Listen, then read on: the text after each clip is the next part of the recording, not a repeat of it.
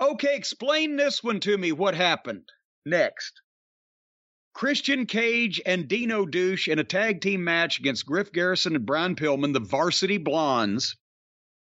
And obviously last week it was Dino just beat the piss out of old Griff and squashed Brian Pillman a couple of times trying to beat up Griff. So now they've got a tag team match.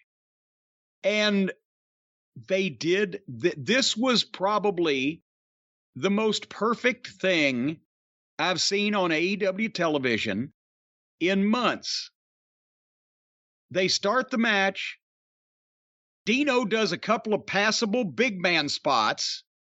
Christian tells Dino to chokeslam Pillman. Then he tells him to chokeslam Griff on top of Pillman. This time they did it safely, believe it or not.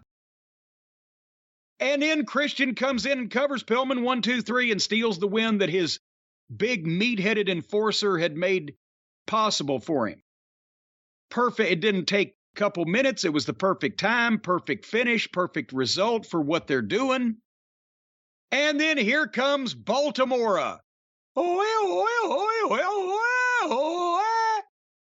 And we've been wondering where Jungle Boy was and why he was allowing all these things to be said about him, and he was getting no rebuttal, and he was not making his presence known. So now you would think, well, here comes Jungle Boy, right?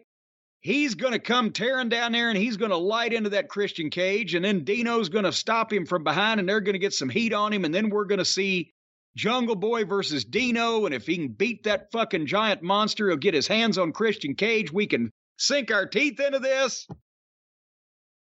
Jungle Boy comes out in ill-fitting street clothes, carrying a folding chair and walking like he's going to fucking get the mail. Just coming down, no fire.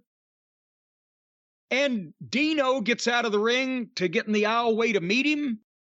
And Jungle Boy walks up to Dino. And Dino steps aside and lets Jungle Boy run into the ring after Christian Cage. 2 weeks after he turned on him. 1 week after Dino started doing Christian's bidding. What the fuck? And Jungle Boy rolls into the fucking ring to chase Christian Cage down and get even with him.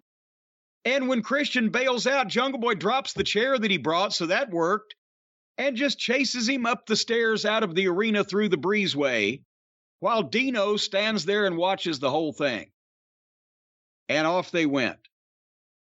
What the fuck happened here? They had okay, Christian Cage. He's a heel. He's doing the best promos in the company. And he's got this giant monster with him that can be his enforcer and take care of his physical business. And it is the first time that we've ever had one goddamn good thing to say about that jacked up, tattooed imbecile that thinks he's a fucking dinosaur. And suddenly he's a player in the wrestling business for about a week. Until now, he changed his mind. He didn't mean to turn on Jungle Boy and align himself with Christian and fucking hurt all those people at Christian's behest, including 90 seconds previously. Instead, oh no, have at him. What the I don't know whether they're on drugs they don't need to be on or they're not on drugs they need to be on. But why can't any of this make sense from week to week? I don't think there are any drugs that deal with quality control. Christian has all of a sudden become a serious heel, delivering serious material, some real zingers, but in a serious way, comes across like a heel. And now we've seen him run away. This whole plan has been foiled. He looks like just another jerk-off.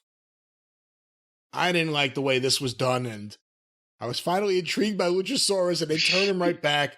And thank God Jungle Boy had them cue his music to come out. I don't know what would have happened if the music hadn't played.